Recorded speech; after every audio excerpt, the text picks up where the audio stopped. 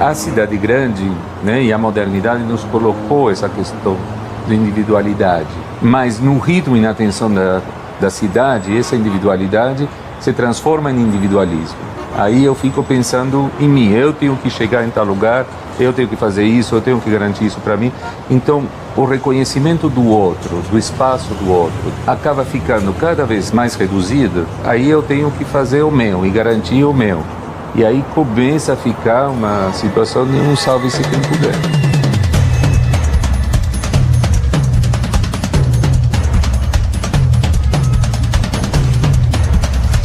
E nós não entendemos nem o trânsito como um espaço de interdependência, não respeitamos as leis e não somos educados para incorporar essas questões no dia a dia do nosso comportamento cidadão.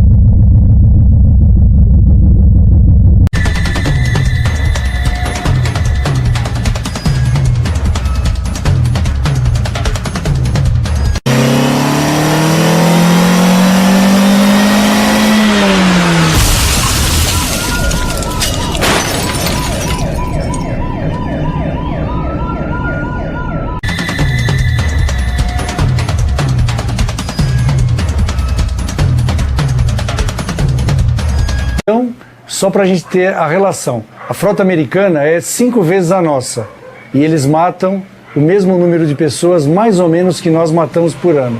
Então a pergunta é, alguma coisa está errada? 70, 80% não dá seta, 30, 40% não usa o cinto de segurança, 10, 15, 20% dirige falando ao celular, 10, 15, 20% passa no semáforo vermelho. Ó, ele tampa a placa lá, ó lá, ó. O que fazer com um cidadão desse?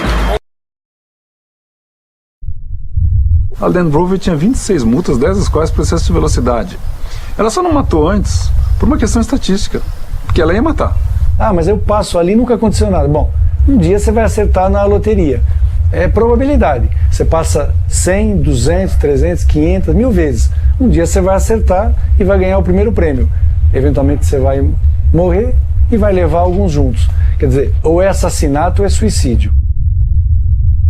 Mais ou menos 1h30, 1h40 da manhã, toco o telefone da sala e aí uma pessoa, um homem, perguntando pelo meu pai. Queria falar com o senhor Francisco.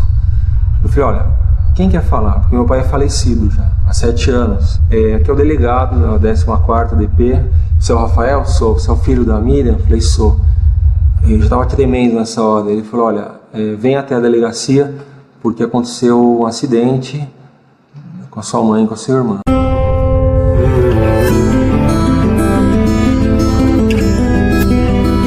Ali, acidente fatal.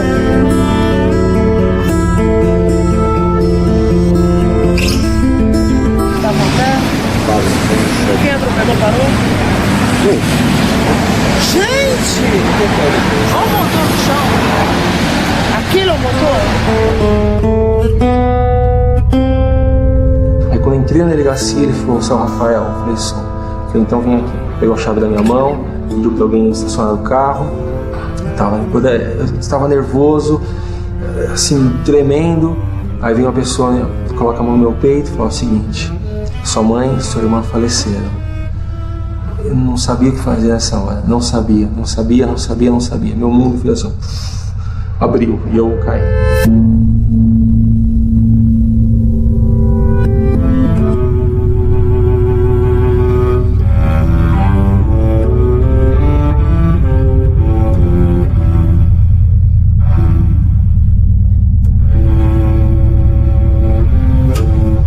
Porsche atropela uma outra pessoa a 200 por hora. Não foi o Porsche que atropelou. Quem atropelou foi um cidadão, um motorista. O que determina a gente dar maior espaço ou menos espaço é o drama humano que está envolvido. e não simplesmente se ele foi atropelado por um Porsche ou se ele foi atropelado por uma Brasília amarela 1973.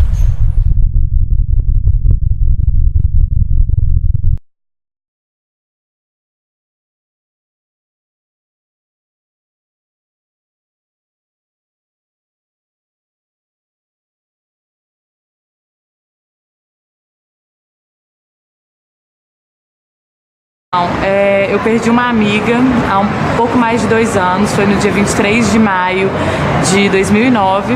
Quem passou pela situação pensa muito nisso, assim, enquanto você não perde alguém, enquanto você não vivencia, talvez você não fique atento para essa realidade.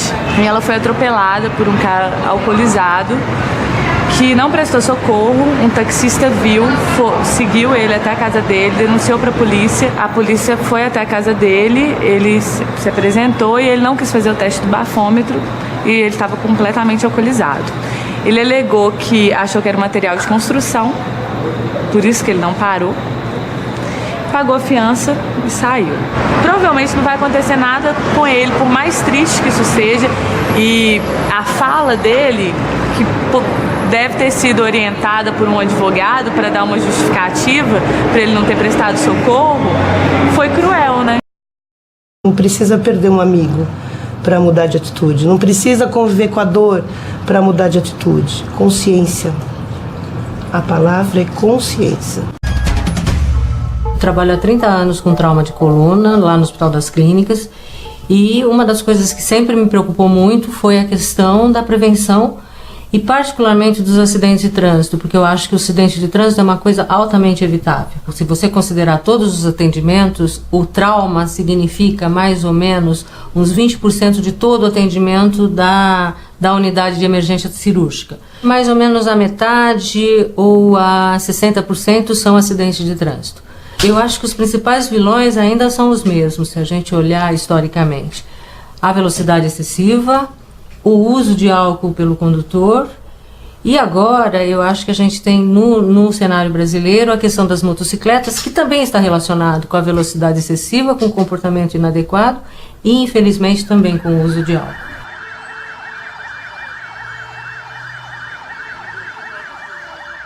Alguns estudos que foram feitos pontuais em um serviço ou outro mostram que mais ou menos das vítimas graves, entre 25% e 30% tinham álcool no sangue. Quando você olha nos indivíduos que morreram no acidente de trânsito, esse número chega perto dos 50%. Então mostra que realmente o álcool causa acidentes mais graves e acidentes com morte. O álcool é um elemento que em doses pequenas ela consegue fazer com que o indivíduo reduza a sua censura, né? Então o indivíduo perde certos elementos de controle que ele teria se ele não tivesse alcoolizado. Pessoas dizem que quando bebem pouco até dirigem melhor. Eu sempre digo que quando a pessoa diz que vai dirigir melhor, ela já está no ponto de não dirigir, porque ela já perdeu a crítica. E a partir de doses mais altas de álcool, o indivíduo perde os reflexos, perde a capacidade de se controlar. Eu fiz uma pergunta para o Dr. Fábio Rassi, que é da Bramet. Dr. Fábio, existe uma dose segura? Aí ele me explicou que não. A reação das pessoas em relação à quantidade do álcool, a velocidade de ingestão do álcool é diferente. Depende do peso, depende do sexo, depende de uma série de coisas. Se você for considerar 100% dos condutores e um nível de alcoolemia segura, a gente não vai chegar em consenso. O melhor, o mais garantido e o mais seguro é a alcoolemia zero.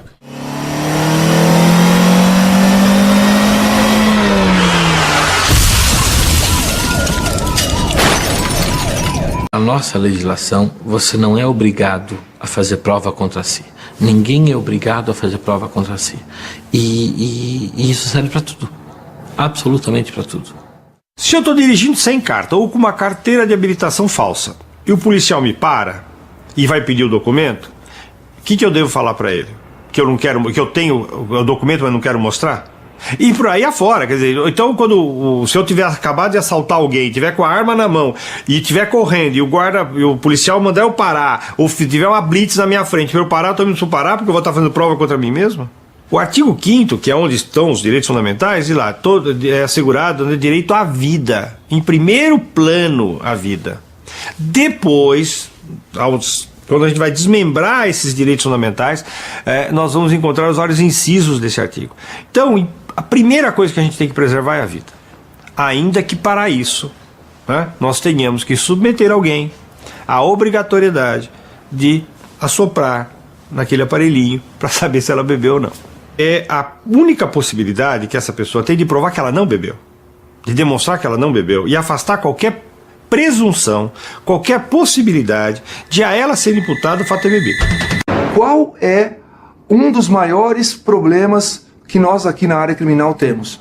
É a sensação de impunidade. E no caso do acidente de trânsito, ou no caso desses crimes de trânsito, nós estamos exatamente diante dessa realidade. Não existem punições suficientes para mostrar para a sociedade que esse tipo de fato, esse tipo de comportamento deve ser eliminado. As penas previstas, as formas de punição e de sanção para crimes dessa natureza, em geral são sanções leves. Eventualmente, se nós nos depararmos com a possibilidade de sermos processados e condenados, é certa a condenação apenas e tão somente numa cesta básica ou numa prestação de serviços à comunidade, condenações essas absolutamente desproporcionais ao dano que eu causei. Provavelmente o que a gente tem é que as condenações talvez não reflitam o dano social causado, o que a sociedade gostaria que fossem as condenações. Seja causando uma lesão corporal em alguém ou matando uma pessoa no trânsito, a ideia é como se pune isso? O crime é culposo, o crime é doloso, e eu entendo que não é doloso, quer dizer, aqui não há que se falar em dolo. Eu acho que a conduta não é intencional. Mesmo que ele não tivesse passado pela cabeça dele de matar, mas não precisa pensar nesse extremo. Quer dizer, ele tem noção de que a partir de uma determinada velocidade, numa cidade estreita, cheia de esquinas, alguma coisa pode acontecer. Nesses casos, nós temos caracterizado assim com muita facilidade o homicídio doloso. Agora, eu preciso explicar. Quando eu digo que uma pessoa matou em razão de um acidente de trânsito dolosamente, eu quero dizer que ela assumiu o risco de produzir aquele resultado se embriagando, após se embriagar de uma forma absolutamente irresponsável, empreendendo uma velocidade incompatível com o local. Quem anda em alta velocidade, embriagado, drogado, ou como o motorista agora esses dias que tomou rebite, cachaça, dirigiu 20 horas, atropelou 5 trabalhadores na rodovia. Ora, assumiu o risco, é o que a gente chama, assumiu o risco de produzir o resultado. Então, se no dolo é a intenção, se na culpa é a falta de atenção, é a imprudência, é a negligência, o dolo eventual ocorre exatamente nessa hipótese, em que eu não quero, mas também se matar, que se dane. Esse nível de assassinatos, que eu chamo assassinatos, porque na verdade a pessoa pode não ter culpa, mas ela tem culpa. Não é possível que ninguém não tenha culpa. Por que as pessoas de alguma forma não internalizaram a ideia de que o carro é uma arma? Então você tem culpa, todos nós temos culpa. Todo mundo pode ser um assassino se tem um carro. Quer dizer, eu não estou com uma arma porque eu quero matar alguém, mas eu estou com uma arma que eu posso matar alguém a qualquer instante. E se o indivíduo tem um comportamento irresponsável, ele tem que ser muito responsabilizado. Então ele não pode ter a sensação de impunidade. A pessoa tem que ser responsabilizada e a responsabilidade a punição tem que servir de exemplo, porque a sociedade também aprende com os exemplos. Veja, não é que a gente quer que todo mundo vá para a cadeia, não é isso, né? Mas é a ideia de que a sanção ela tem que funcionar como um freio, né? Ela tem que funcionar como um fator de